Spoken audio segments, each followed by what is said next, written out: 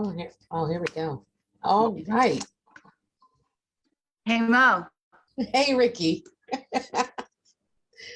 The the doctor is doctor in. is in. Yes, yes, yes, we are. The doctor is still in her office, but we are in with some amazing guests on a topic that everybody wants to know more about. Like if there was a hot topic for 2023 coming up, it has to do with what these ladies do, what they're bringing, and I'm here for all of it. So let's get into it. First of all, can you check out the beauty that's on this screen, right? Our topic is healthy beauty, but look at these like gorgeous, gorgeous faces, right? Gorgeous, gorgeous hair, It's like glowing. everything out there, glowing, glowing, glowing. So I'm gonna let them introduce themselves, and then we'll get into stuff. And you guys tell everybody how we met, okay? Because I think it's really funny how we met. So go, Joy. My name is Joy A. Johnson, and I'm the founder of Joy of Beauty, a diabetic-friendly body care line. And I met Ricky several years ago. I was pitching my then nail and beauty spa because we offered free services to cancer fighters to Donnie Simpson, and I was directed to Ricky, and she coordinated everything for me to be on the radio station to be interviewed by Donnie. And so that's how we met. Wonderful, wonderful way. So How many years ago was that? How many years? Ooh, 2018, maybe 2017. probably 5, maybe, yeah, 2017, 2018. Wow. Yeah, I did Donnie's social media, but anything that had to do with women, like Ricky, talk to those people. Yeah, It's pretty fun. Oh, and then I just I know, met your best friend. So that's how we kind of reconnected. Yes. Yvonne. Yvonne, yes. Yep. So great. So we can't wait to hear about your products because they are helping so many people. All right, my friend Eleni. Yes. Hi, my name is Eleni Eob, and I'm the founder of Nala Beauté. Nala Beauté is an organic hair care line. It's organic, it's clean, it's vegan, it's plant-based, and it's water-free line. So we don't use water in our products. Our main ingredients are aloe vera. So that is the base of our product line. They are highly effective and high performance quality ingredients. I met Ricky this summer at the National Urban League Conference. We happened to be booth buddies. And I don't think I met you. Did I meet you during setup? I don't remember. It was setup. No, I think we met during setup, and I think you met Haley during setup. I did meet, because Haley came in with all the flowers. And I was like, who's that booth with all those beautiful flowers? And I was like looking at her booth, and I was like, hey, I got to step up my game. No, but we were there for, so we were there for the weekend, and it was great. I met your daughter, and you guys were just a fabulous group. And I learned a lot. I'm always learning, because what you guys are doing, I'm presently in Canada. I'm in Montreal. So even the mobile, the mobile testing that you're doing, or the emphasis on Black bodies, are not as prominent here, I would say, in that capacity, maybe because our population is smaller. So I was pretty hyped, Awesome. Yeah. Can you talk a little bit about the evolution of why you're so necessary, right? Like how far have we come in shortest terms, I guess, with the products that are especially for us, but also some of the dangers that we're learning now that are in healthcare, in hair and beauty products. Why did you, what made you, what inspired you, I guess, is my question. Me or Joy, or we can start with Joy, and then we'll just go back and forth. Okay. Sure. Well, my background is I'm a licensed esthetician and manicurist. I've been so for the last 15 years. And when I had my practice, my brick and mortar location, I actually specialized in diabetic pedicures, as well as I work really closely with the cancer community. Cancer is extremely close to my family because my mother had breast cancer that metastasized. And she passed when I was 16. My aunt actually just passed of cancer in 2020, and their brother, my uncle, had cancer when I was in the 11th grade. So my direct aunts and uncles, and my mother have all been affected by the disease. And so because I had such a close relationship with that community, I decided that I wanted to, be able to have things that would be safe or friendly for them to use. But the reason I chose diabetes specifically is because I work with a lot of feet, and diabetes affects 60% more of the African American population than other racial groups. And so I knew that there was definitely a need because there aren't that many Black manicurists that exist. And so I knew that I needed to specialize in that from that realm. But kind of the overspill of focusing on diabetes is my products actually can be used by those that are battling cancer, that are in remission, new and nursing moms, elderly, as well as those with limited mobility and other skin challenges. So by focusing on diabetes actually opened up my niche to a few other categories of folks. And I found that to be important because the main things that you find on shelves are not intended for people that have particularities within their health. And there are a lot of parallels with the cancer community in addition to the diabetic community. For one, everyone knows somebody with cancer and diabetes, hands down. Doesn't matter where you're from, it doesn't matter race, it doesn't matter gender. Every single person knows one person with cancer and one person with diabetes. So seeing that I saw so many parallels with the diseases is what really inspired me to want to create products and a brand that kind of hugs them tight. So that way, when they use the products, they know confidently that they were made with them in mind. So are your products vegan, Joy?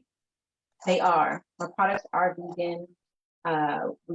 Everything is clean. I actually produce the products. I manufacture the products in batches, and that helps to reduce the need for having a lot of fillers.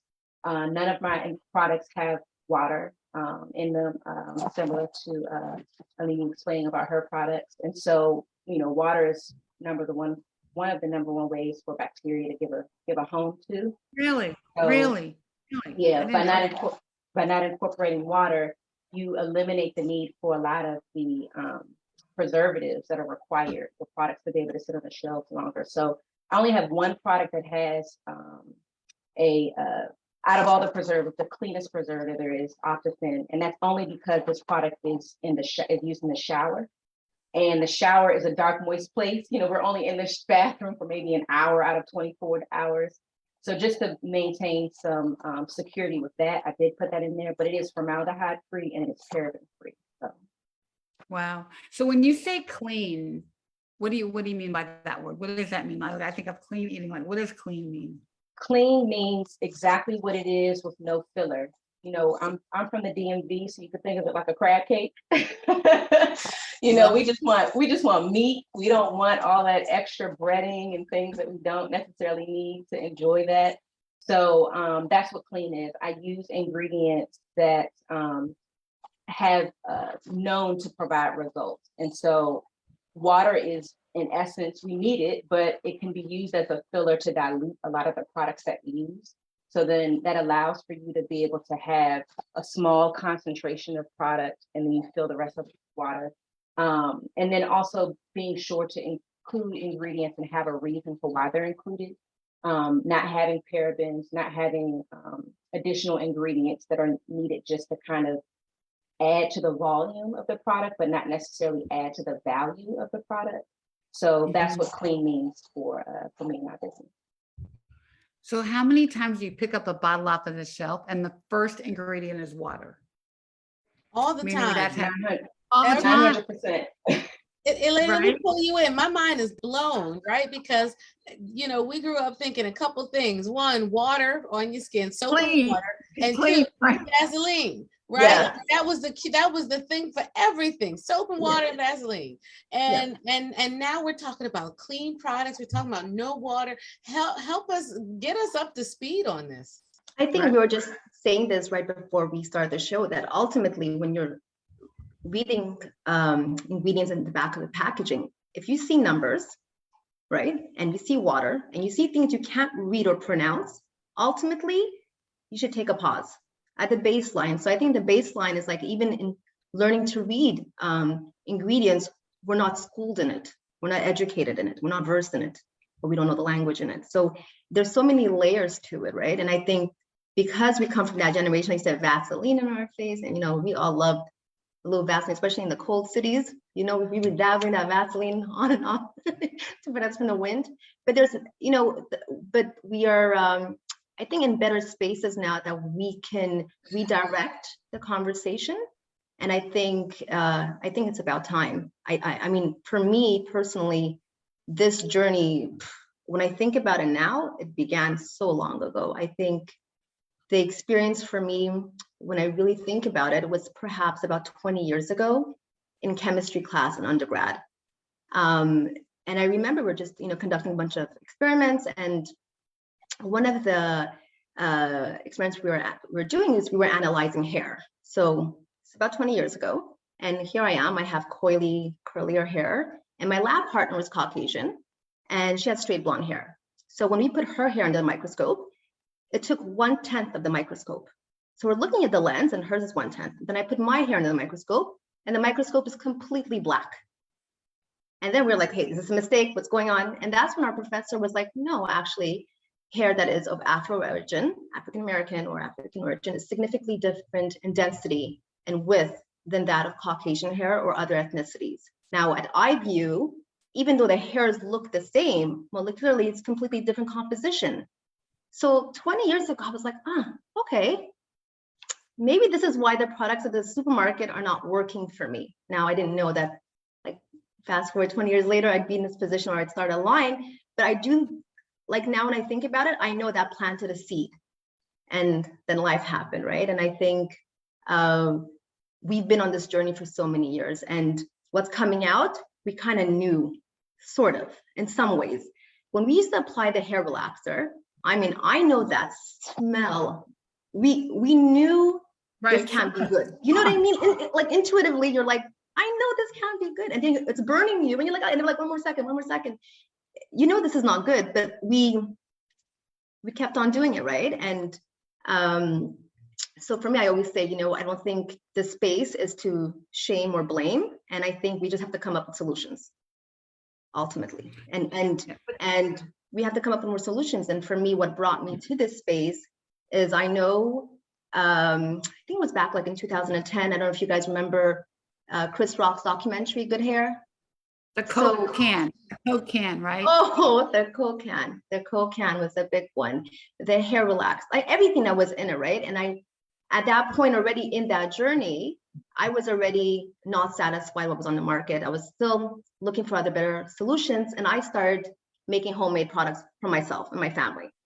And simultaneously, because I have such a passion for pharmacology and just understanding ingredients interactions, when I saw the movie, it just validated what I already knew to be true so many years ago. And I think now that studies are coming out, and I know this studies just came out last week as well, but these are things we knew.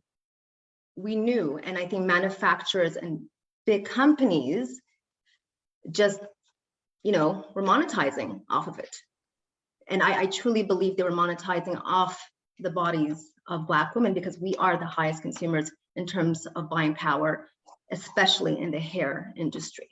And if I always think back, if I say, there's Joy or myself, and we're these small entrepreneurs and we're putting in the work and trying to get the money and start these companies, and we're committed to safety and transparency. And I think we're committed to high performing ingredients. You ask yourself, why couldn't they do it? Because ultimately, if I did it with a small team, it's just the dedication and what you're willing to gain or what you're willing to lose. And I think the more players we have in the game, they're really committed to providing better services, better products, the more options we'll have for the population. So Well, I think ultimately it's about money. Oh, of course it's about money. We see those bottles where it's all water. Guess what? Because water is cheap, right? So I think part of it's about money, but you guys hit on so many things. I think the first product that I kind of saw enter the market was Carol's daughter. Yes. Right. And she was in Brooklyn, whatever, making her stuff in her kitchen. And then she sold out to Unilever. I don't know who she sold out to. I forget, some big company. Yeah, I think it might But- have been Unilever, yeah. So, Yeah, so but the she- Shea Moisture and all these others that have the, you know, You're right. African Pride and all, yeah, there's been some tomfoolery going on in the market in this space for some time now, because, you know, just because it's got a little kente cloth on it doesn't mean that it's like a black owned product. business. But I don't think that that consumers know, like how can they tell that these products and that these businesses are those that they want to support? Is there like a repository or a place that they can go to sort of look at that and look for that? I know there's platforms like, I mean, not everything on it's 100% correct, but I know like the EWG platform is a good one that you can get a better knowledge. I know some people in the health profession are not 100% on board with everything that they put on, but it's a good introduction to someone who knows nothing, right? And I think you have to kind of do your work. And I think you're allowed to ask, right? If you're paying for money, you're paying for a product, you're allowed to demand and say, hey, what is this, right? What am I getting? We're in a day, like a time and date with social media that you can actually, you're like so close to the company, you can ask questions. And I think, I always say the correlation between how much a product costs, generally speaking, not all the time, and the quality of ingredients go hand in hand, but not all the time. Sometimes you can have a product that's full of chemicals and still very, very overpriced. I think there needs to be a lot of education. I think there's a lot of work to be done. And like you said, just because you're taking the cloth, that doesn't mean, it doesn't mean. I think that what I'm hearing is that it mirrors the health literacy journey, right? Like Ricky and I are discovering more and more in our communities that people need to take the time to learn about their conditions, to read, to ask questions. And as consumers, we think we go to the market, you pull it off the shelf and that's it. But there needs to be this education process for the products that you use and the stuff you put in your body and on your hair too, right? Yeah, I think it's like anything we buy, you know, I think the one thing I learned when I was kind of doing a little research is basically your hair and your skin are organs. Mm-hmm. They're living things. I mean, it's like a kidney or a lung, all right? I mean, and so everything, you know, are you going to put what you're putting inside of your body is similar to what you're putting on top of your body, because it's all getting absorbed into your organs, right? Mhm. And so we're not necessarily that careful.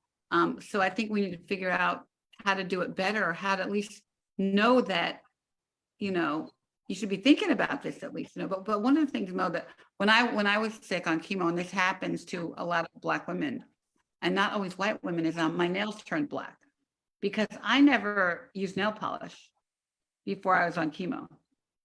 I used to like buff my nails or maybe do like a French manicure, but I never used color. And I had to for the first time because my nails were black. And my nail salon person, she would just have like a special stuff just for me so that I wouldn't get germs and bacteria. But so cancer patients are dealing with a lot of stuff just to even deal with their cancer. You know what I mean? So to have a product that's natural, you know, is pretty awesome to deal with our symptoms. Diabetics too. I watched my grandmother with diabetic neuropathy and I watched her try lots of different creams. I watched her struggle with really, really dry skin, you know, and I think there are some unique considerations for people who might be watching. Can we talk a little bit about some of the unique considerations of the skin? Like how we think of skin as a barrier, right? It keeps stuff out, but how important is skin health, I guess. Let's go back. Yeah. And you want to start and then Elaine weigh in? Yeah. Absolutely. I mean, the example that Ricky uses is perfect. I say it all the time, especially when it comes to diabetes and health in general. We always talk about the things that we ingest, but we never talk about the things that we apply. And you're absolutely right, Dr. Mo. We don't look at our skin as the largest organ on our body. We just look at it as this thing that kind of holds the muscles and the blood in there, but it actually, everything you put on it is absorbed. And it can be very challenging because I've watched my mother during her battle, to Ricky's point, the nail beds of her fingernails definitely turned black. The tips of her fingers were kind of burnt. Even like where her eyebrows were, you know, it was kind of little burn trail or burn patches of where that hair was. So it's similar to being pregnant. you go through this metamorphosis in terms of change that you're not necessarily prepared for. It's not necessarily discussed, and everyone's experience is totally different. And so it is important to find products that are going to help kind of give you some relief, because as you mentioned, Dr. Mo, it's the skin for diabetics is extremely dry. So they've got this push and pull. They want hydration, they want moisture, they want relief from the tightness, because a part of the disease affects the blood vessels because they're more restricted. And so the blood can't flow as easily. So they've got circulation challenges. They've also got feeling cold, their extremities feeling cold, much more than those that don't have the disease.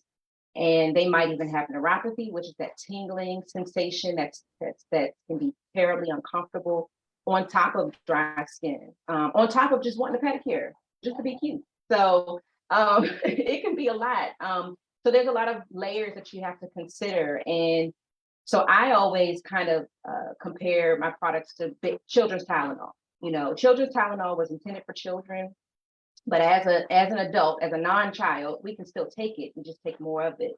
And so by having products that are going to address those particular concerns of those that are battling diseases such as cancer or diabetes, as well as a myriad of other things, kind of gives them a level of comfort of knowing that they're going to get some relief. But one thing I will say is when it comes to nail services, you want to, especially if you're going to get pedicures, you want to be conscious of making sure that you're working with someone that you can communicate with. You've got to be able to effectively communicate with your beauty professional, especially if whatever it is that you're dealing with is a new diagnosis. So you need to be able to feel comfortable enough to disclose. And then also you need to find out from them, can I get this? Is getting this service now a contraindication to me having this disease? That's an extremely important conversation that you should have. And so you want to find out, even when they go to the doctor and they get maybe a new diagnosis, okay, well, this is my lifestyle. So what in my lifestyle needs to change? Especially if they want to still try to maintain some of the things that make them feel good, because we love a little hair appointment, nail appointment, body treatment, massage, so we just want to find out, how can I still get these things if I want to continue, but they be adapted to, what it is that I now have to incorporate into my life. So it's extremely important to maintain those open lines of communication with your health professionals, your beauty professionals, finding people that you can communicate with, and then advocating for yourself. I'm a caretaker for my grandmother. She's 92. I'm one of the primary caretakers of her. We actually had a doctor's appointment earlier today. And, if I'm getting answers that I'm not clear on, or I don't understand the reasoning, I'm still asking questions. And then if I'm still not happy, then I'll go back maybe to the primary care and say, this is what the specialist said, but I don't understand. Well, I'm not really happy with this response. What else can we do? So it's extremely important to be able to have kind of those same conversations with your beauty professionals in services that maybe you find out that you can no longer receive. For instance, with diabetes, you shouldn't be having any body waxing services. That's an extremely no-no when it comes to those that have diabetes, because you don't want to do anything.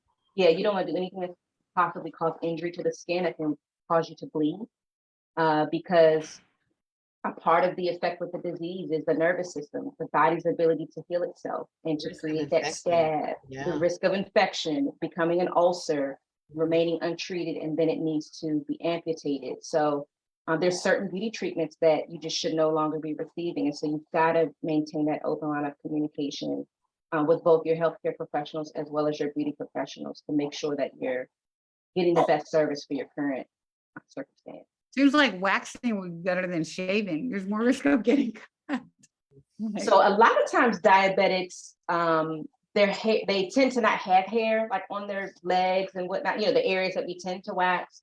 And then of course, the older we get, that slows down as well. But yeah, you would have to look into some alternatives, or you might have to just, embrace your hairy. Oh my. That's a whole nother conversation, right? It is. After dark. I know we won't go there. We won't.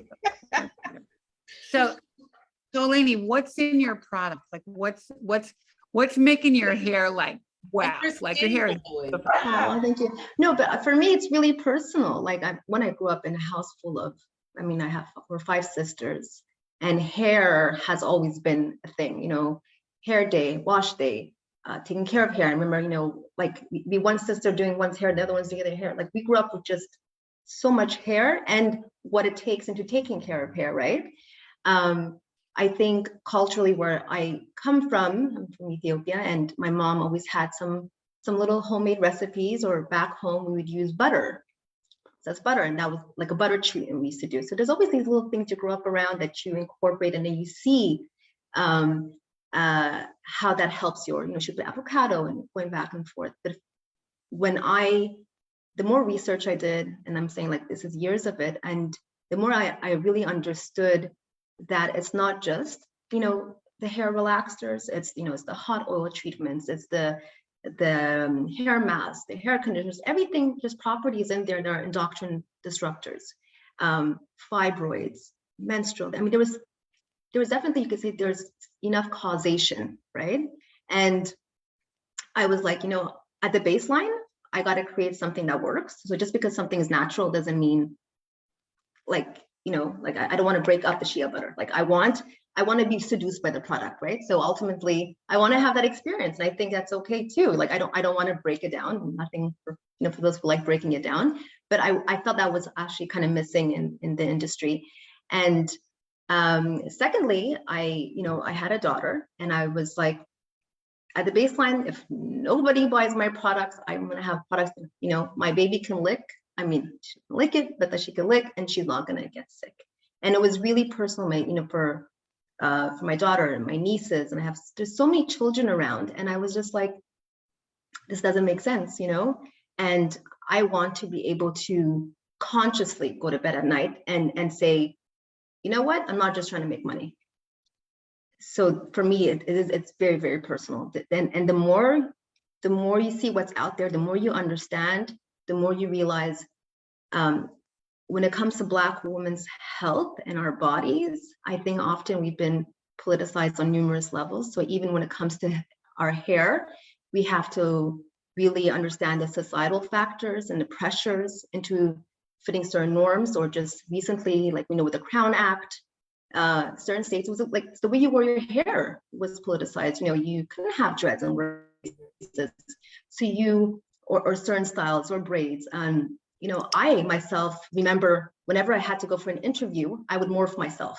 I would pull my hair back and gel in a bun and try to fit in to the door. So our hair often doesn't even allow us a foot into the door. And I think definitely there's movement, and there's, it's been slow and there's change, but we have to keep pushing the envelope and demanding from our government to say, what, if certain things are banned, I know certain ingredients are banned in the EU, in the Cosmetic Alliance, especially like ingredients are found in hair relaxers, they're banned, they're not banned here. And I think it's not just a responsibility of the women to stop using the products, because we're not giving them better alternatives. Like I said, you have to put in the work, you need to have the money, you need to go into R&D, research and development, come up with new technologies. Unless you're doing that, how can you tell a woman who has a certain lifestyle, you shouldn't, we can educate them, but we have to offer them solutions. And I think mostly, like, if I was to take away something today, it was like, I would say, please don't relax your children's hair, let's try and find solutions, because there's so many side effects to it. And just recently, I know there's lawsuits that came out and are happening, right? So it took all these years for the lawsuits to come into play. And there was direct links to hair relaxers and other ingredients found in Black hair products that are causing cancer. And now the lawsuits are coming out against the companies and the manufacturers. And maybe now, because their pockets are being, hurt, now there might really be change, I think, perhaps. Or or they're just paying them off and start anew. I don't know, Dr. Ngo, what do you, I don't know which study, what your opinion would be on that, and the hair relaxers and the correlation. I think that we have known, and I think we continue to find that the effects are systemic, right? It's not just that you've put it on your hair.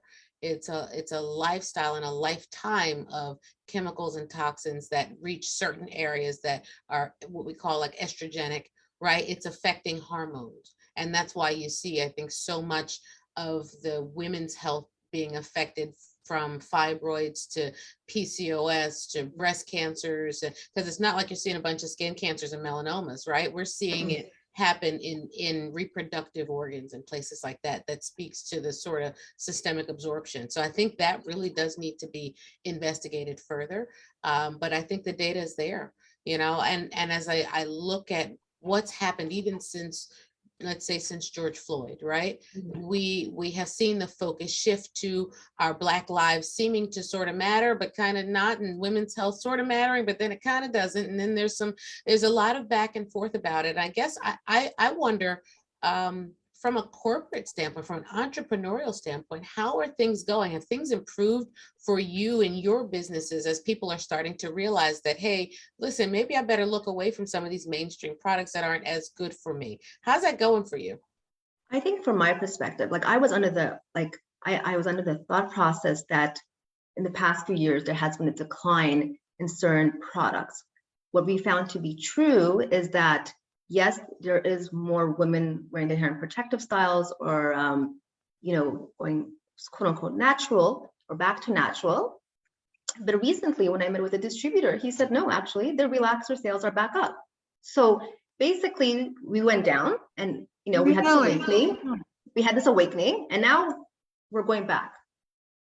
And that seems to be the trend. And so you ask yourself, so people care in the moment, and I think we have short-term memory, but we care in the moment, but how do we basically do the work that is sustainable and that's sustained? And I do believe in terms of I like whether it's education, I think it has to be key in it as well. But I think we have to hold like our policymakers responsible, because if they stop selling or restrict some of the ingredients, then they'll stop making them. If they don't, people are going to continue buying them. And when you look at like Black women's bodies overall, holistically, if our communities are disproportionately maybe unhealthier, or we don't have access to healthy produce in certain areas of where we live, higher chances of certain diseases, obesity, diabetes, cancers, and so forth, we're already coming from a standpoint, we're already at a disadvantage. And then we're adding on these chemically infused hair products. And it's not just one. Our tendency to use them is multiple products. We have multiple products we put into our hairs that are absorbed into our skin. And not only that, like that absorption, but it, like compared to like white, like let's say a white woman who goes into a hairstylist, they might straighten their hair, they might, color their hair. But if we're dyeing our hair, if we're putting in the hair mask, and then we're putting the hair relaxers, and then we're putting other tunes, we're putting so many products into our hair. So our disadvantage point is definitely bigger. And when I read one of the reports, and one of the women who's suing the manufacturers in the company can't have children, I was so angry. I was so angry that because she was part of the system and she was using hair relaxers, and now she can't have children.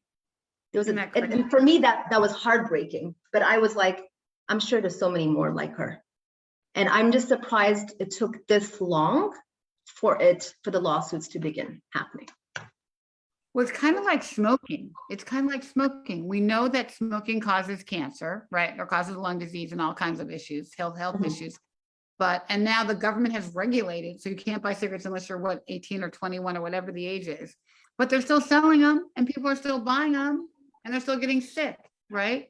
So at what point is the government responsible for protecting our health by banning products? I don't know. I think some products need to be banned. Yeah, I think they really need, I do believe they need to be banned. Can we throw out a couple names of some chemicals? I think so that when people are listening or they might be looking at home, they might say, well, let me go check my cabinet and see what I got. What are some things that are that should be avoided when you have some toxins that we're concerned about? And I'm I gonna mean, put it in the comments. I'm gonna put in the comments. We could just I round can send you robin, this. Joy and Eleni, just back and forth.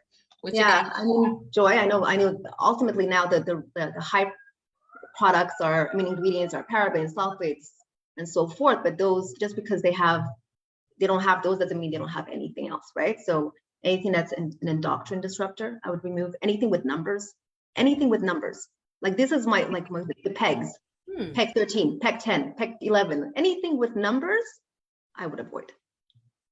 Wow, I what do do. the numbers mean? It's like just a label for something? Yeah, it's a label for something else, right? And yeah, it's just a label for another. I have a whole list of things. Polyethylene glycol, right? Pardon me? What? Polyethylene glycol, right? Glycol, like this, like that. You know, people can't pronounce them. If you can't pronounce them, you Yeah, can't. anything you can't pronounce is what I. And put in also the- fragrance, right?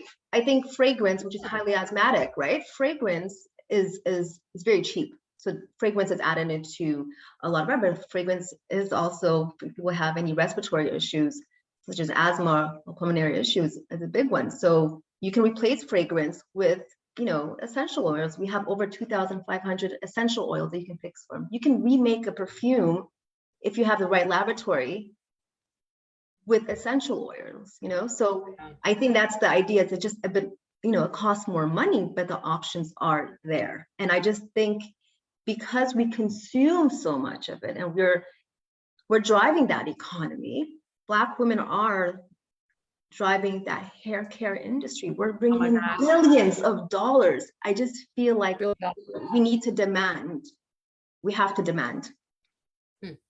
And I would say the same thing with nails. I don't know, Joy, but I would say, you know, the nail salons back in the days, you know, we would say, you know, Black women, huh?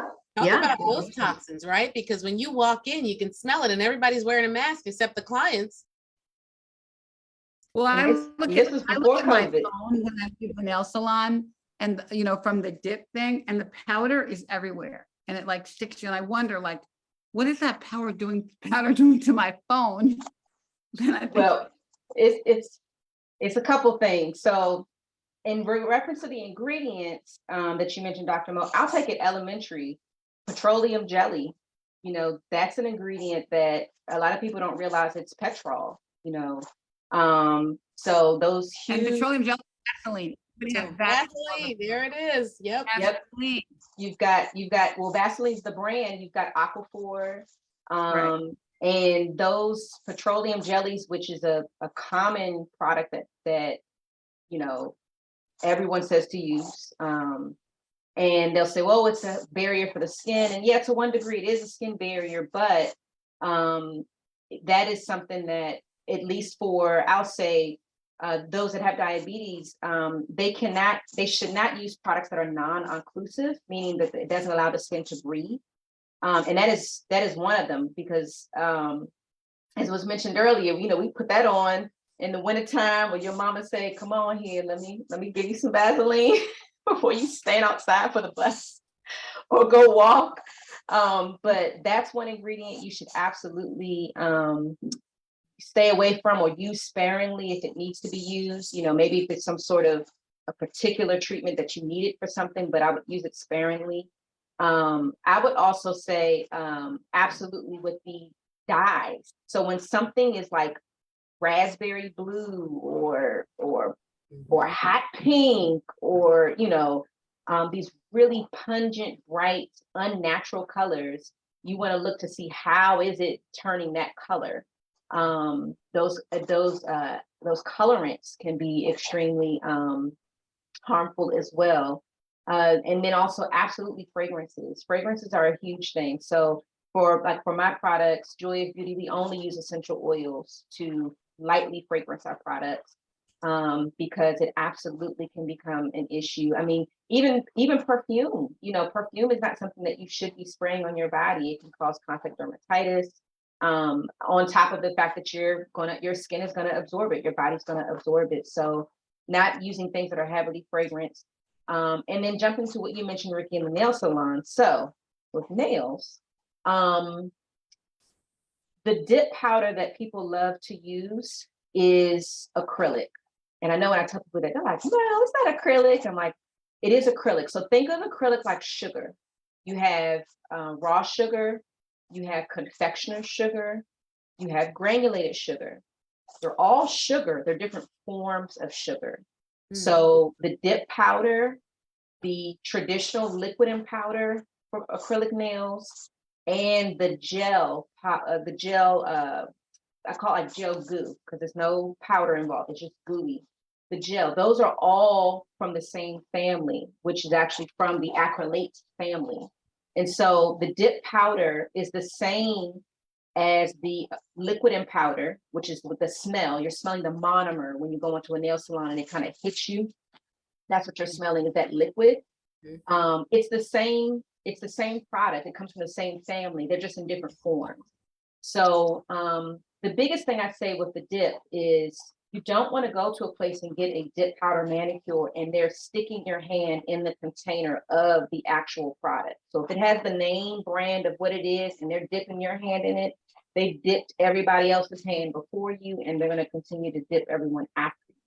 So any pathogens that are on your skin, any bacteria, anything that was on your hands before you got dipped is now inside that powder, along with everything else that is mixed in there. So if you're going to get that service, it's not something that I recommend, but if you're going to get that service, you want to make sure that they are pouring it into a separate well or container, dipping your hands, and then they're going to dispose of that in the trash. If they put it under a desk, more than likely they're going to pour it back into the main container.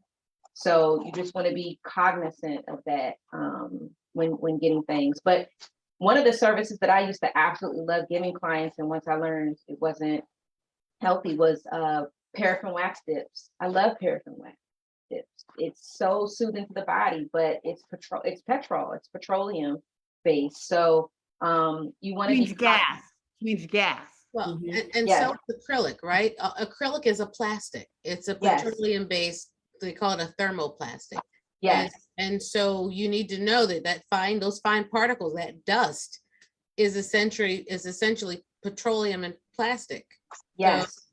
That's what's on your phone. That's what's getting inhaled. That's what's, yeah. Going in your lungs. That's why they have on the mask, because They're all wearing inhaling masks. too much of it, can cause issues with your lungs, respiratory issues. Yeah. Absolutely. So you want to go into an establishment that has filtration. I mean, this was even before COVID, you should have been doing it. And now, luckily, because of COVID, it has caused more people to be more cognizant of those things. But yes, you want to go into an establishment when you walk in, you're not instantly offended by the odor, because what you're smelling is actually being absorbed on your skin. It's like going into a fish place. You come out smelling like fish. So it's the What's on exact your same nails? thing. But what's on your nails right now?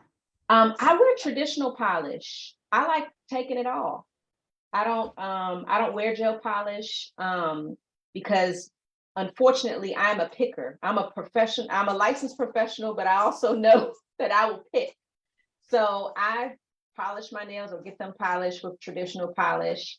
And there are quite a few Black-owned brands that have a lot of really better ingredients than what traditionally is on the market. So yeah, do the nose test. If anything you open or use and it's extremely offensive odor-wise, that should be kind of your first sign that this probably isn't good for me, because as funky as it's smelling, it's probably that bad in terms of for me to continue to smell and ingest. So, but yeah, you should go to college. What about you, Eleni? What's on your nails? They look so beautiful. You're on mute. You're on mute. Sorry, I actually also just put regular nail polish.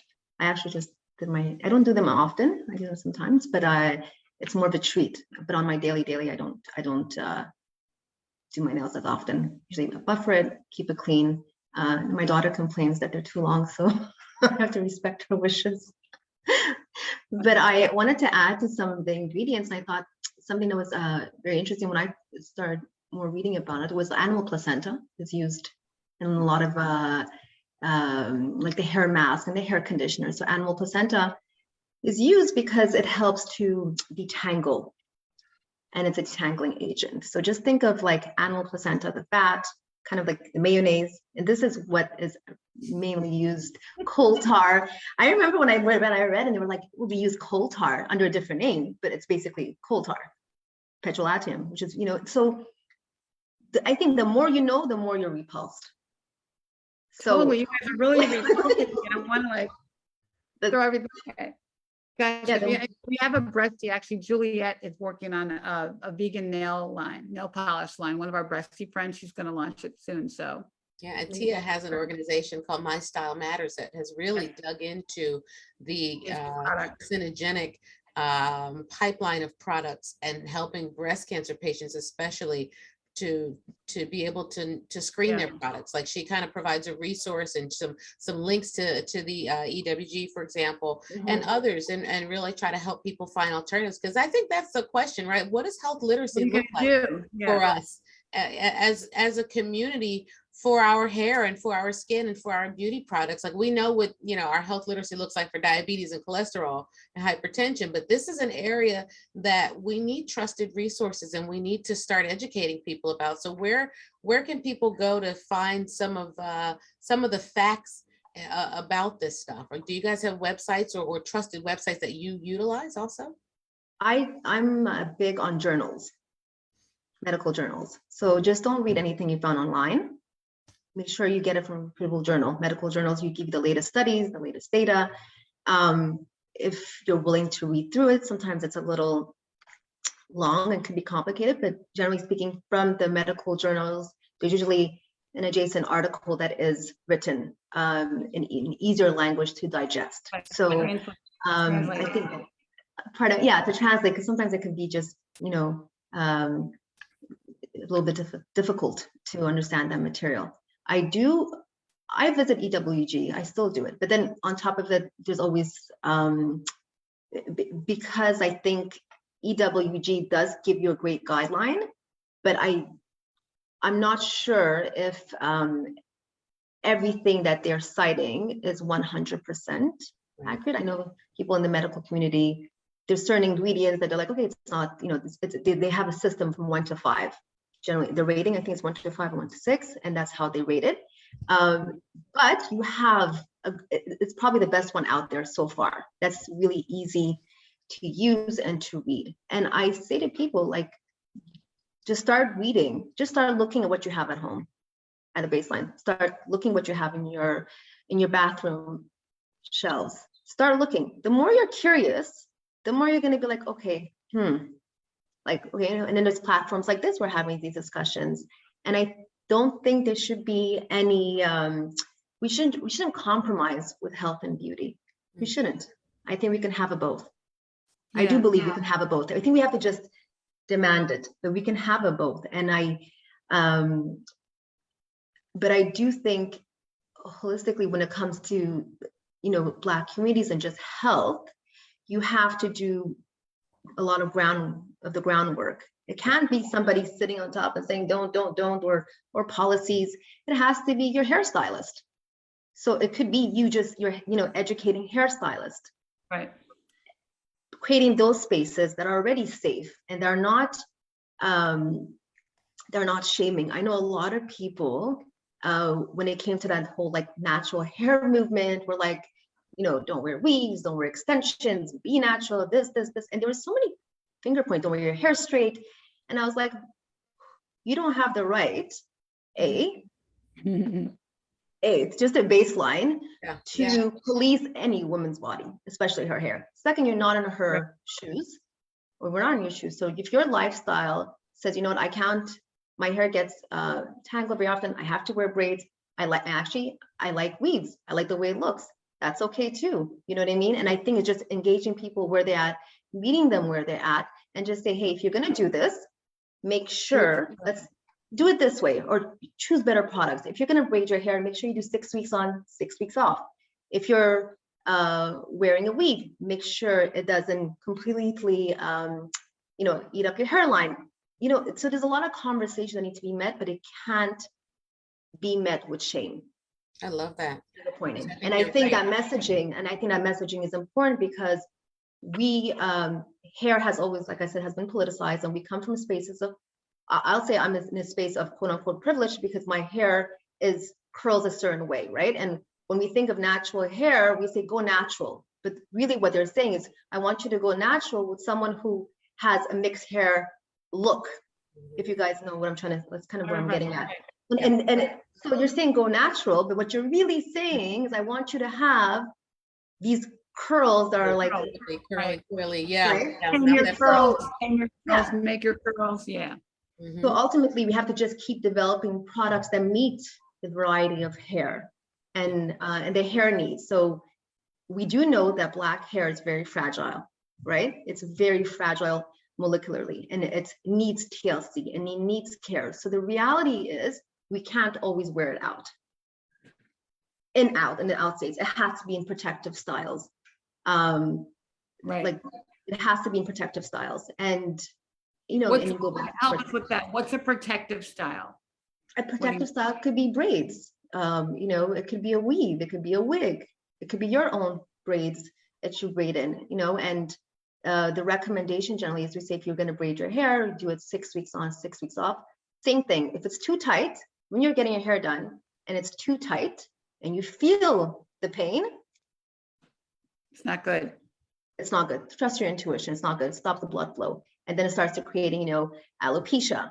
So there's all these things that go into it. And that's why I believe that the education needs to come from, you know, who's at the groundwork. And I think hairstylists are, and I think we trust our stylists. We love going to a beauty salon. It's community, it's therapy. And if we start working at that level and educating the stylists, because it's also to their benefit, because when we talk about their bodies and their health, everything they've inhaled, Right. all those chemicals Without they've it. inhaled across the years. Yeah. I see a number of hairdressers. Is there a movement to educate hairdressers, hairstylists, cosmetologists? Are there programs and webinars, and is there kind of a consensus that it's not just about education about the products or about the technique, like it's about the actual health of their clients? I think there's individual people doing the work, you know, there's individual small business trying. On a larger scale, I haven't seen it. You see a lot of like a natural hair conference or natural hair movements, but they're still putting in products. They're not really focusing on the products. They're focusing on the hair and the hairstyles. So they say go natural, that's fine. And they're pushing that messaging, but they're not conveying in those platforms also the side effects of XYZ products. And a lot of it comes with sponsorship and endorsement. So there's a lot of money, you know, the corporates, you know, corporations have a lot to do with it as well. So if you're in an event or you're at a trade show when you're being sponsored by XYZ, Right. you're gonna, yeah. Only but so much you're gonna say, yeah. I think in terms of marketplaces too, you know, marketplaces, there are a lot of that have been popping up over the last few years that kind of give you a safe place to go to. So one I know about is called Black and Green, which was started by Dr. Edwards. And it's Black, BLKGRN. So the premise is Black artisans that make green products. And I know to be on her platform, like there's a rigorous process to which you can't have any of the top 20 no ingredients. They do require you to submit an EWG report on your ingredients for your products. So that's a good place to safely go to shop for products. And then there's some other, when you kind of talk about who are the owners behind these brands, if you go to other marketplaces that are geared towards Black and brown owners or founders, you know, there are several of those. I know Empower Global is one of them that I believe they merged with the Nile List, and that was, the premise was putting a marketplace of all Black and brown Together. founders, together. So at least when you shop there, you know you're shopping, you know, Right. from a Black and brown founder, and then with the Black and Green, you're shopping Black, and they are more green, eco-friendly products. I'm a lot of times teaching in the trade show space. And so even though my specialty is not hair, within cosmetology, mine is nails and body and skin, I agree. In terms of education on the health of hair, generally speaking, there isn't a lot of education from a corporate standpoint because corporations need something to sell and they can't necessarily package and bottle up educating you about your hair. But if you work with a stylist that has trichology training or is a trichologist, or if you seek out a trichologist in addition to your stylist, because they're not all one and the same. Trichologists get that additional training to learn about the hair. Trichologist. What is that? What's a trichologist? So a trichologist is kind of a healthy combo of a cosmetologist and a dermatologist. Okay. They go through rigorous training, and a lot of times they're dealing strictly with the scalp. They're dealing strictly with the Never heard of it. follicle. Oh yeah, they're only dealing with the hair on your head, and they're only dealing with the scalp and scalp conditions and scalp issues or challenges. And so a lot of times they are the ones that can assist with alopecia, as there are various forms of it. So they tend to have that additional education that can help you understand your hair specifically and your specific hair challenge. Kind of like within my industry, you know, as estheticians and as manicurists, sometimes we have our own specialties. So if you have issues with acne, you want to look for an esthetician that works with acne clients, that has an understanding of acne at a more than just surface, you know, this is chapter 9 level. So that's kind of the equivalent of that. Like for me, with my training, I did additional training for dealing with those that has diabetes as well as oncology, to understand how to deal with those persons with additional care and what their special needs are. So looking for specialists will kind of help with that in terms of getting that education more than just the general titled individual that may be trained. So make it easy for us, you guys. Tell us about your products and how people can find your products and like why they should buy your products today, right? Go, Joy, go ahead. Okay, absolutely. So my products are Joy of Beauty. We are a diabetic friendly body care line. And you can And what's find your website? our website is www.joyofbeautybrand.com. And that is the same actually for our Instagram and our Facebook. We are at Joy of Beauty Brand. And you can find us online. We are on a few marketplaces. We're also in a store, at least here in the DMV area, called Blank Slate, that's located in Annapolis Mall. And we're constantly growing. Right now, we're working a lot with meeting with podiatrists within the community and looking to have some of our products sold within maybe your local podiatrist office. Great. And Eleni? Yeah, so our product line is called Nala Beauté. So Nala is named after my daughter. So for me, from the beginning, it's very personal, and it's a personal commitment to have clean, organic, and safe, but also very high-performing ingredients. So it took me about 4.5 years to develop this collection. So when I say it's a very meticulous back and forth prototypes, because it's personal, and I want to stay committed to that. We are a small business, so the commitment is there. You can find us online at nalahair.com. Social media handle is beauté.nala on Instagram. Like I mentioned before, we are a water-free line. We use aloe vera as a base, and then we have many other properties as well that are very, very safe and effective. And yeah, I love it. My family loves it, and I'm really proud. I'm really proud that I actually can use something that I can say is really, really good. And the more feedback that we have, the more we can go back into the lab, the more we can keep developing, right? So this is just the beginning of this journey. And like I said, I'm just really happy to be here. Thanks, Ricky, for having us. But I did want to say something like on the trade Can you buy your show. products on Amazon? Oh, Pardon me? can you buy your products on Amazon?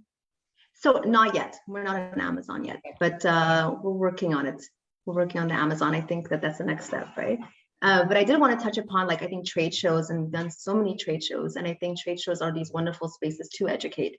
And I know for me personally, I was like, how can you make science fun, right? And when we would do the trade shows, and I would do hair analysis. So I have this machine, and I could let people see their hair, because that's what drew me in 20 years ago. And when you show people, and you have these analyzers, and you show them their scalp, and you show them where they're at, you show them just the overall health of their hair and their scalp and where they're losing hair and so forth, suddenly they're like, oh, this is really happening. And you're like, well, it's been, and they recognize it. So the more you show it to them in a way that they can understand, the more they're game. But so I think there's different ways of teaching people on how to take better care or make, better, healthier choices. I Wow. think I love that the emphasis is so much on education for both of you and for your products and for your messaging, because it's so much of what we try to do. And it's not about, as you said, Eleni, not about shaming. It's about finding ways that work for you and finding sustainable ways to make some of these changes, that lead to really lasting habits, right? Because people do what they do out of convenience, because it's fast. They Right. get the acrylic nails because it lasts longer. They do the relaxers because it's quick, and they can feel flexibility with their hair. They can wear it certain ways, and the products are there's maybe a bit of less discovery than some of the natural hair care products. At least that's what I hear from a lot of friends. But this process and this journey is necessary, and it's worth it. Just like we read the ingredients on the food that we put into our mouths, hopefully, just like we look at what's in these medicines, and we're concerned about the medication that the doctor has prescribed, and we're looking at the side effects of, these, it may cause blindness, may cause this, may cause hair loss, all these things, right? We're looking at those side effects, but we don't necessarily read the ingredients on our skin and hair care products, and Right. focus on the impact of it. We don't necessarily see or connect the dots. So thank you for connecting those dots today, because Yeah. it's never And been we're more spending clear. a lot of money. We're Yeah. spending a lot of money and time on hair, $50 business. You're right. right? Wow. So buy the right stuff, buy the stuff, look at the labels. Mm-hmm. I hope that you all are supported in incubators and all the spaces where funding is coming in for small businesses, because you see so much of it, but I don't see enough Right. of women that look like us and that are bringing this type of messaging, and so I hope that and however we can support you through touch and through this broadcasting, and we want to see you thrive. So Yeah. definitely support the products and ask questions, and we continue to go back in through the chats on Black Doctor, and we will answer questions that you have. But we'd love to bring you back and bring some of your Yeah. clients too. Thank Yeah. you Bring so some- much. Appreciate the opportunity. Yes, And I'm thank gonna go you. try out the Thank you. products, Mm. Yeah. It's so funny how, one more thing, how you guys said, when you're eating the wrong things, you're not supposed to eat the mac and cheese. And with beauty products, when they don't smell right, or something smells Mhm. funky, or, so use the same thought process. Also, Ricky, I would add, like, I don't know if you guys ever had like a shampoo bottle or conditioner from years ago, and then years later, it's still quote unquote good. Something wrong. It can't have a shelf life of 10 years. Right. It can't have if it has a shelf life of 10 years, it can't be good for us. It just, there's no way. And I remember this, I found the shampoo bottle in my basement from years ago, and I was like, how is this thing still good? I was like, Something's wrong. Wow. I learned that the hard way with Lean Cuisine in my residency. I left one in the microwave for a week by accident, and it looked exactly the same. Mhm. There you go. Wow. Wow. All right, you guys are so awesome, so beautiful. Thank you so much. Come back. Thank you, soon. thank Try you. your product. Yeah. thank Yes, you. Thank you appreciate again you for this both. opportunity. Thank you. this has been incredible. We hope it's been relatable, reliable, and real, as what we set out to do every Wednesday night here on Black Doctor. And we're so thankful for the opportunity to do it. Ricky, what are we talking about next week? What do we got coming up? What are we looking at? Next week, we're talking about lobular breast cancer. Good. So that's a new one to talk about. We haven't talked about that, Mo, in a while, so we're gonna talk about lobular. So come Wow. back next week. We've got much more stuff to do, and we're gonna have the interns on soon. Good. Yep. Our HBCU interns are finishing their internship, and so They're doing amazing stuff. So we'll have them on soon. We have them making some videos that are gonna blow you away. They're amazing. I So love it. And a spring beauty show. So hopefully we'll bring you back and be able to talk some more Yeah. with you. And yeah, this will be amazing. Thank you again. thank you so much. Thank you so much. you. Thanks, See you next sponsors. Thank you, Black Doctor. And we'll see you soon. Breasty love. Bye.